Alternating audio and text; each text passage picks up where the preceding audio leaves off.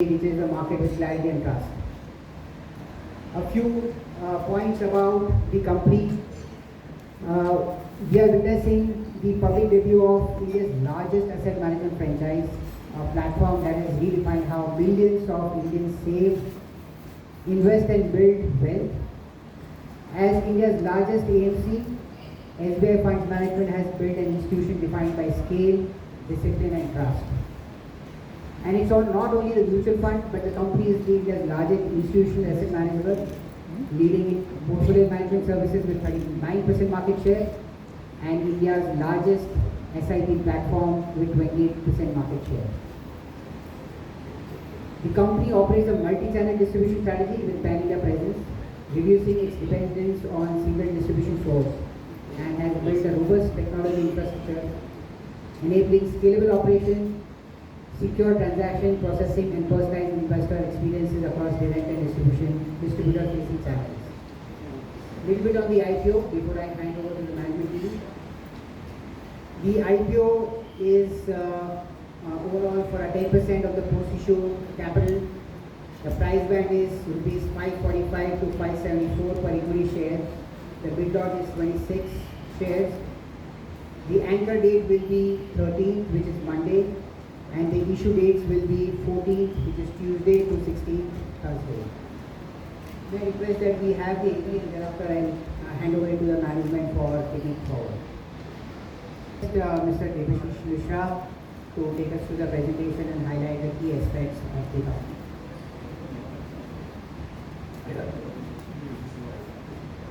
Okay, let me tell you. Very good afternoon to all the media players, our partners, our colleagues, ladies and gentlemen. On this momentous occasion of SBI AMC being to be listed next week in the stock exchanges, it's my privilege to welcome you all. Welcome to the largest AMC's market journey, beginning with the 10% divestment of stake and roughly 11,792 crores offering to the public on OFS basis. So in the last couple of days, we have gone around the world, we have gone around the markets, we have gone around the country to understand the whole process of acceptance in mutual fund industry as a general and SBI AMC as particular. And let me tell you, for the base, we have got more than extended support and encouragement from all the investors, all the partners and all our BRLMs, and that gives a very good confidence to be in the market today, which are going to be listed maybe on 21st or 22nd July. So let me highlight why we thought of IPO, maybe it could be a question by many of you.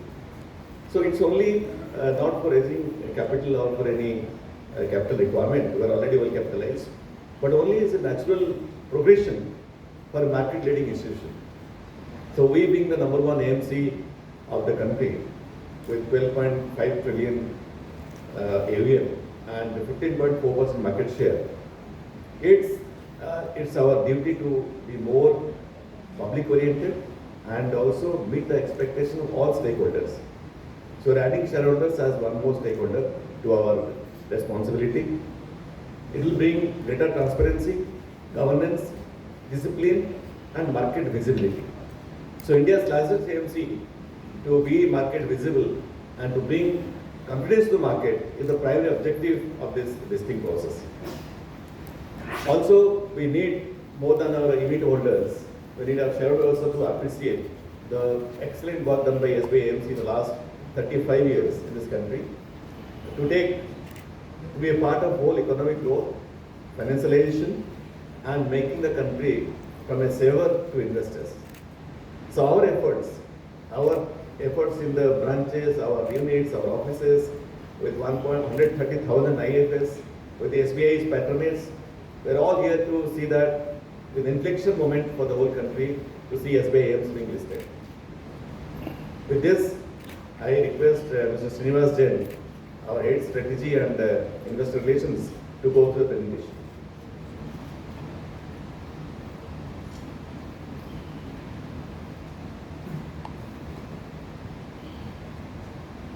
afternoon, everyone. Can you hear me? Before I start, I can also invite my colleague Vinay Datar to join us on the stage, please.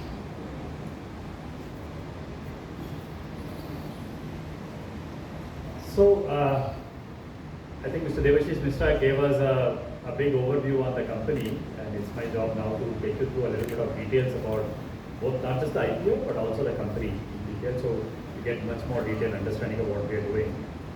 This is the summary of the offering. Like, all these details are available in the RHP and on our website. But the IPO, like we mentioned, is going to be open on 14th, 15th, and 16th, and post that will be listing on the exchanges. So the details of the constitute is also on the page. So you don't want to go through the details. These are all regulatory requirements. I have with me, of course, we already got introduced to each one of us, and I'm going to get into the details. But like Mr. Mishra was saying, I think this company is now not just the largest asset management company in India, by far, of course. We are also one of the leading asset management companies in the world, with almost 30 lakh crore in assets under management across verticals. Of course, mutual fund is our bread and butter business. We manage about 12.5 trillion. As we speak, it's much larger than 13 trillion. This was when we filed for the RHP and DRHP, with almost 15.3% market share. We are a very large provider of portfolio management services in India, almost 40% market share in portfolio management services, and almost 17 trillion in assets, 17 lakh crore in assets under management for portfolio management business.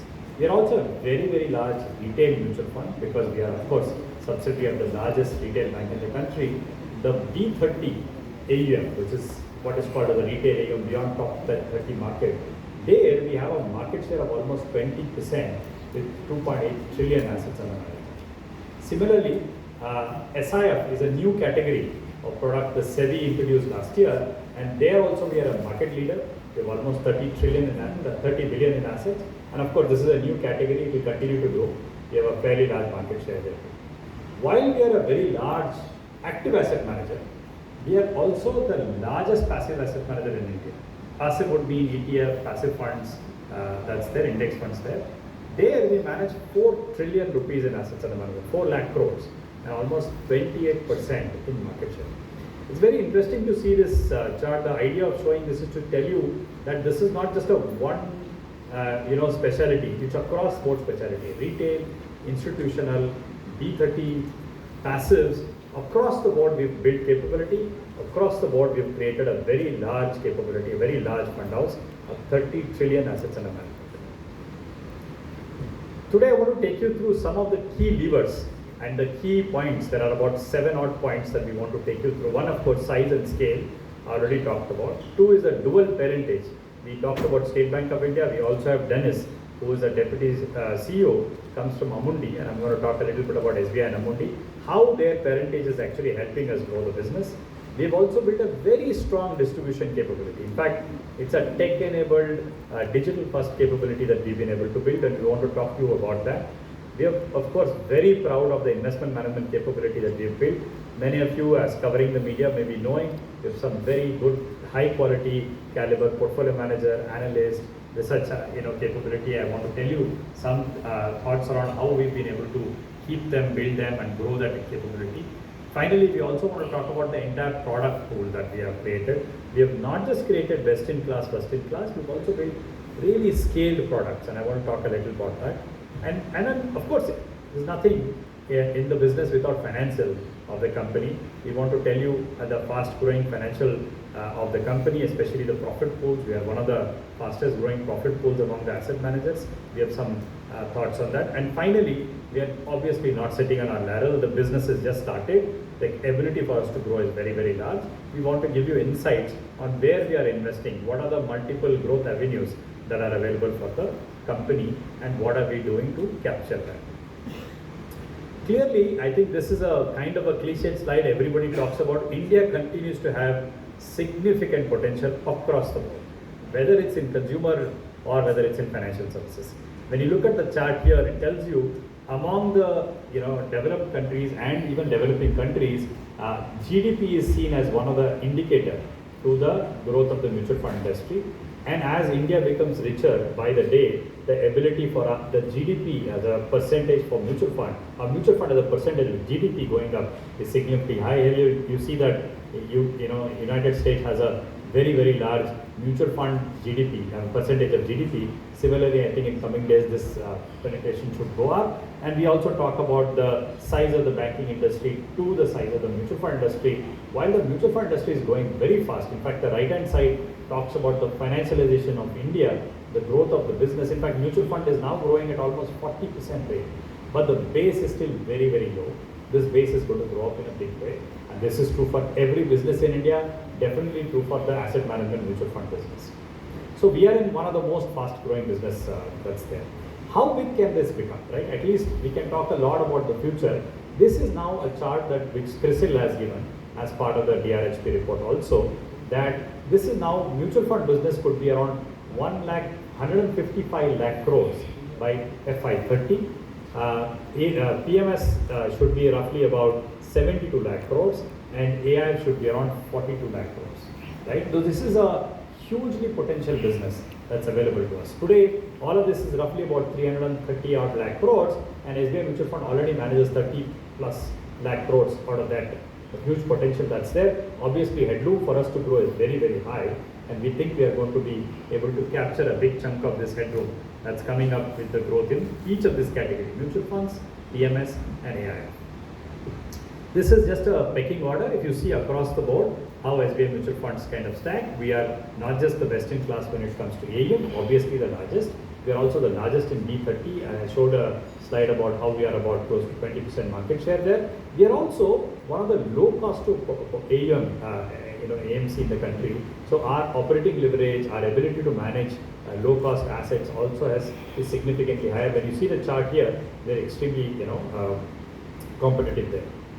I talked about State Bank of India. Of course, State Bank of India, everybody knows in India, I don't have to explain, 22% banking market share, huge retail distribution capability, very large balance sheet, and of course a lender to country. It lends almost to every single corporate in India. We immensely benefit from being a subsidiary of State Bank of India. Not just brand capability, we have also huge distribution capability. I'll talk about it. For Amundi, for some of you may not be maybe new to you. In fact, I have Dennis here, who's from Amundi. He'll give you a little bit of insights on what Amundi does. But Amundi is a $2.5 trillion assets under management, euro assets under management company coming out of Europe, and a very large provider and a shareholder at SBI Funds Management. Dennis, you want to give a couple of words on Amundi here? So, good afternoon, everyone. Amundi, by definition, is not that well known in India.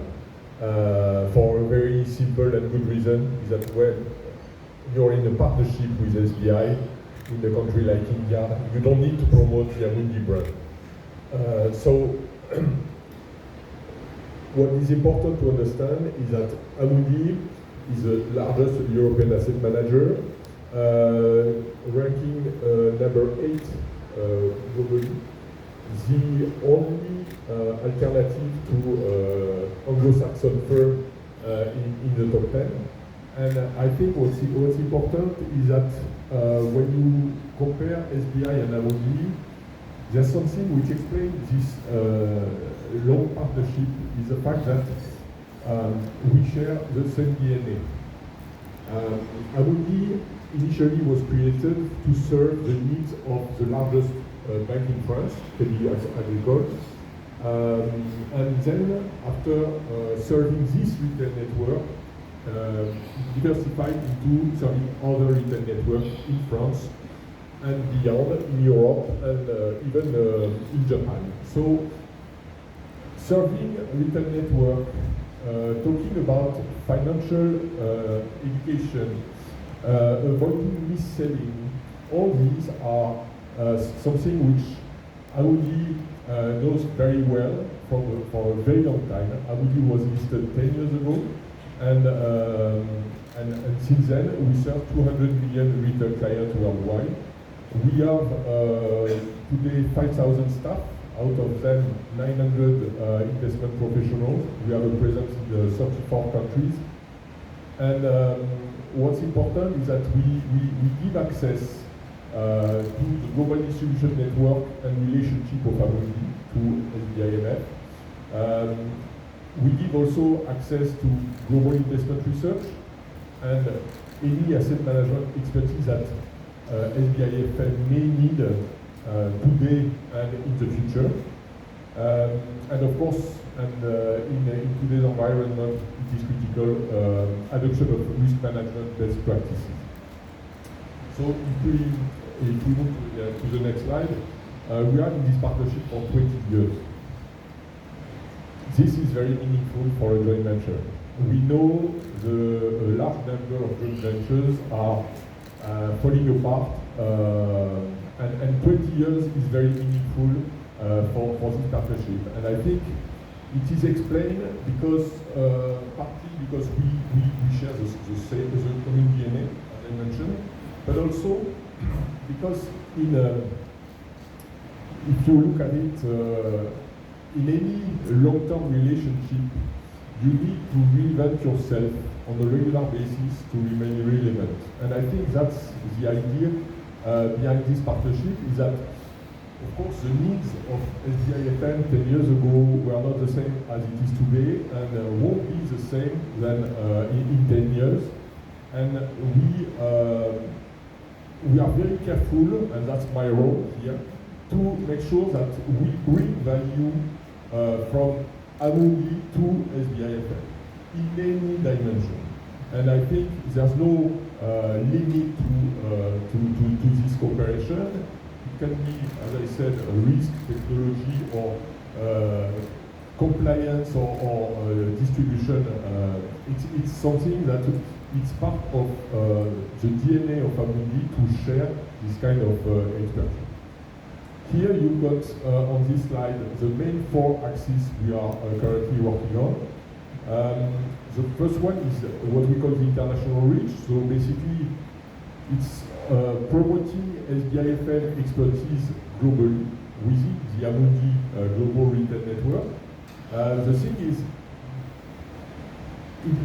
it's not about promoting SBIFM expertise only. It's about promoting India. It's about promoting Gift City, for example, the ease of access for global investors to India.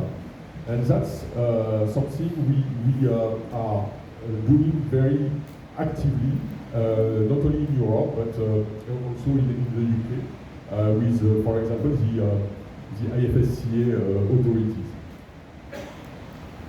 Technology, that's also another dimension where we are currently working together. This can be a front-to-back tool as well as AI, and I think that's a sector which is very promising in terms of cooperation, because we all know that in today's environment, India and France share, for example, if we talk about AI, a real concern about sovereignty, and I think that's something where we can also work together in a world where we can unplug LLM model from one day to the other. We work, of course, on the investment platform. So it can go from quant expertise to ESG to a lot of other expertise like asset allocation. We cover the entire spectrum, and again, it depends on the needs of SBIFM to use this expertise at best for the Indian market. And last but not least, of course, risk management. Again, it's we cooperate not only in financial operational risk, of course, but also in cyber security, because again, it's critical for our industry to make sure that we have a robust organization and able to survive any kind of attack. And of course, Amundi has developed a very strong cyber security framework, and we are happy to share this with SBIFM. So basically, what I want to say as a conclusion is that we are not in a financial partnership. We are not in a passive partnership. We are in an active, evolving, and deepening partnership, meaning that we clearly don't want to divest from India. It's the opposite. We strongly believe in the strengths of the Indian asset management industry for the next decades, we will actively contribute to this partnership over the next few years. Thank you. Now that we are done with both State Bank of India and Amundi, I want to talk to you about our core business, which is the distribution capability that we've been able to build. Today, SBI Mutual Fund is so proud that we have some investor other in 98.2% pin codes across the country. Mutual fund investors. So we really